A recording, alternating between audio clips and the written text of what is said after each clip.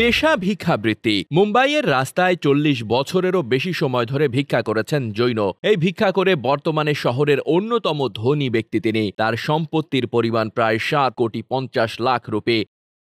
Economic টাইমসের প্রতিবেদন অনুসারে জৈনকে বিশ্বের সবচেয়ে ধনী ভিক্ষুক হিসেবে বিবেচনা করা হয়। তিনি মুম্বাইয়ে বেশ কয়েকটি বাড়ির মালিক। এর মধ্যে দুটি ফ্ল্যাটের মূল্য ১,৪০,০০,০০০ রুপি এবং দুটি দোকান থেকে প্রতি মাসে ভাড়া পান ৩০,০০০ রুপি। চরম দারিদ্র থেকে ধনী হওয়ার এই যাত্রার পেছনে রয়েছে দৃঢ় সংকল্প, কঠোর পরিশ্রম এবং বুদ্ধিদীপ্ত আর্থিক ব্যবস্থাপনা। এক অনন্য দর্শনই তার জীবনের মোড় ঘুরিয়ে দিয়েছে।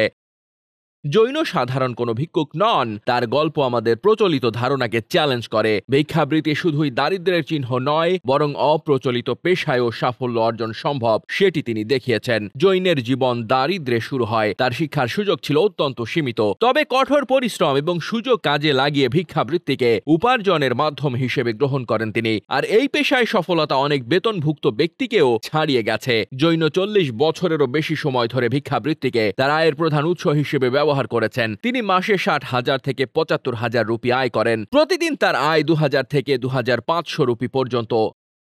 স্পষ্টত তার এই আর্থিক সফলতার পুরোটাই মানুষের উদারতার উপর নির্ভর করে গড়ে উঠেছে। জৈনের সম্পদ এখন শুধু ভিক্ষাবৃত্তি থেকে আসে না, তিনি বিনিয়োগের ক্ষেত্রে অত্যন্ত চতুর ও বিচক্ষণ। দুটি ফ্ল্যাট এবং দুটি দোকান রয়েছে তার। দোকান দুটি থেকে মাসিক ৩০,০০০ রুপি ভাড়া আসে। এই সম্পত্তি থেকে পরিবারের জন্য একটি নিরাপদ ভবিষ্যৎ গড়ে তুলেছেন তিনি। অপ্রচলিত পেশা সত্ত্বেও জৈন তার পরিবারের কল্যাণকেই সব সময় অগ্রাধিকার দিয়েছেন। তার দুই ছেলে ভালো শিক্ষা পেয়েছেন। এখন পারিবারিক ব্যবসায় তারা ব্যস্ত থাকেন। একটি স্টেশনারি দোকান চালান তারা। ডেস্ক রিপোর্ট, বার্তা বাজার।